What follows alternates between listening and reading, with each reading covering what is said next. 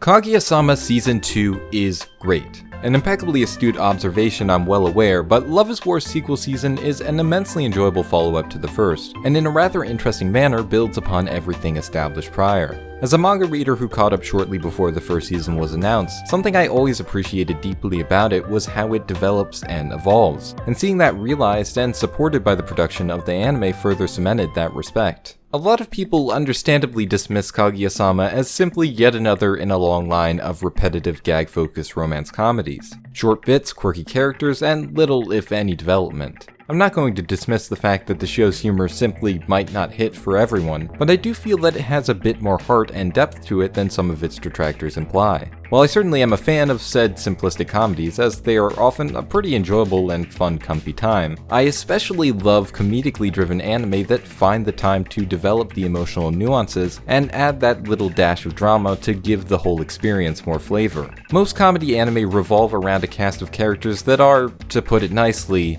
not all there.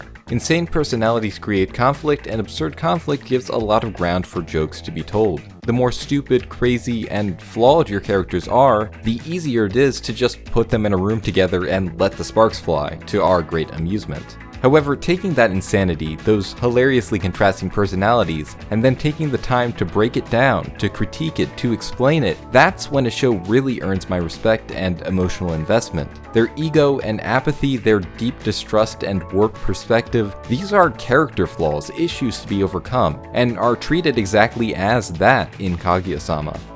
This video is sponsored by me. I made it, and also I made a second channel, Jack and Kor, where me and my friend Jackisboy do funny, edited anime commentaries, podcasts, and more. Sorry to interrupt, but I'm proud of what we're doing, and I hope you'll check it out. Link in the description. Now back to the video.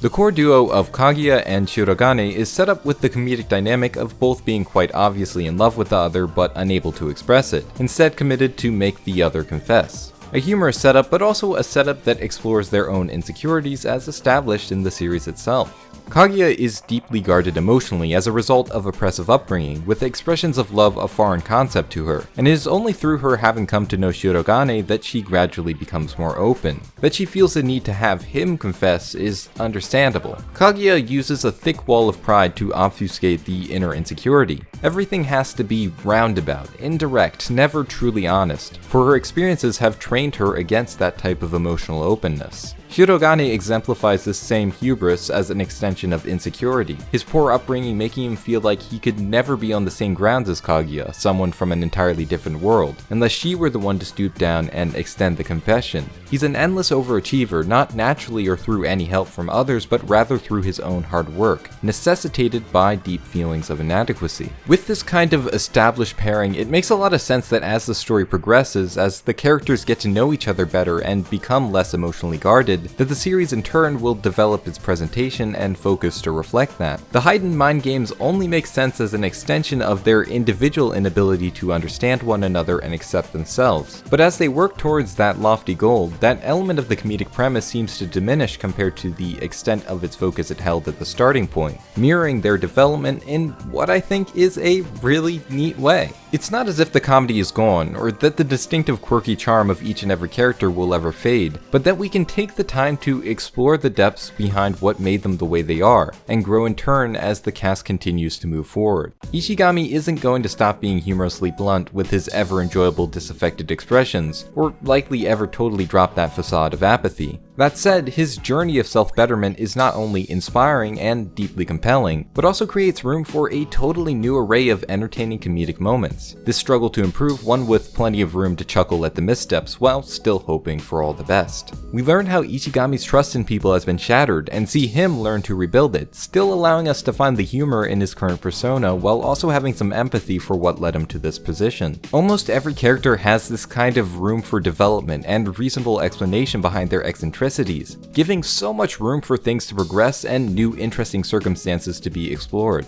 Well, except for Chika, I don't think anyone will ever truly understand the insanity of that creature. It's beyond human comprehension. With that growth do come some growing pains. For risk of overselling its dramatic explorations, I'll acknowledge in a heartbeat it is far from perfect. I think that if they were executed with a little more subtlety, they could have hit even harder, as the way it plays up the emotional high points with grand presentation and big musical swells serves to cheapen rather than heighten the feelings of the moment for me. As a series that is largely comedic in nature, so many of the humorous beats are punctuated by a kind of unreal exaggeration meant to make the jokes hit harder. However, that is specifically because it isn't meant to be taken literally. When you present your drama with the exact same level of heightened reality as your comedy, though, I think you can see how it might become a bit hard to take seriously. Now, this only mildly hindered my experience as I was deeply invested enough in the characters to still buy into it emotionally. However, experiencing it in manga form, I think the medium itself led me to interpret the scenes a little differently. The monochrome color palette and lack of voice dialogue, music, and sound effects giving those dramatic moments a sense of quietness, a down-to-earth kind of feeling. This too is something that I just think comes out of how the series develops. The over-the-top presentation working more often than not, and this season in particular really ups the ante with some incredibly impressive moments that feel in every way like an evolution from the previous season. A wide assortment of interesting methods of visual presentation, various means of heightening every joke lend to that feeling of progression from one season to the next. But it does seem to bleed over into the sides of the show I think should have been tackled with a tad more tact. There's room to grow yet. Perhaps it's goofy, but I do kind of find the meta-narrative to it interesting and yet another point of engagement for me. The manga progresses and changes, a noticeably large difference between chapter 1 and 100 and beyond. So too does the anime build upon and reflect that unique progression stylistically, and both mirror the development of the characters themselves. Similarly to the manga for Watamote, it is that striking change that keeps me interested. While it is surprising, it is also still believable and thematically consistent, and gives me reason to continue coming back, knowing that there will always be something new for me. Unlike the lengthy list of comedies I gave a single season and thought, yeah, that's plenty enough for me to be satisfied.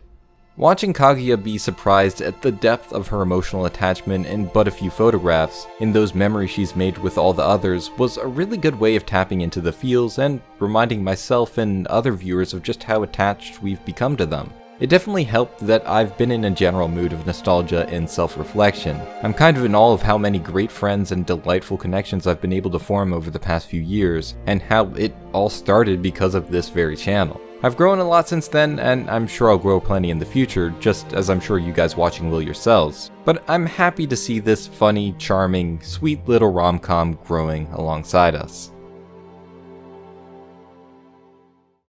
Thanks for watching. Let me know your thoughts on the latest season in the comments below. I enjoyed it a lot, which is helped by my endless love for Ishigami. I would marry that boy. He's such a fun character, and hopefully we'll get to see his story continue in a season 3. I really like what I've seen so far in the manga. Also, Kaguya's almost mother-like relationship with Ishigami is so wholesome, man. I just love all the characters. They're all so much fun. Special thanks to all my lovely patrons on screen now. If you enjoy my videos and want to help me be able to take less commission work and spend more time on my own content, you can support me with the link in the description. And also be sure to subscribe to the aforementioned Jack and Kor to be on the ground floor of lots of cool content. Thanks again for watching, and I'll see you in the next one.